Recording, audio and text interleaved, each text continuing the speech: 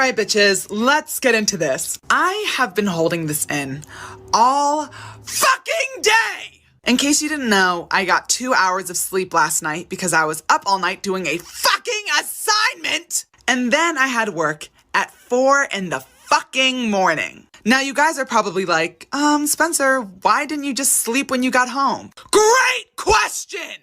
Let me show you why I got no fucking sleep!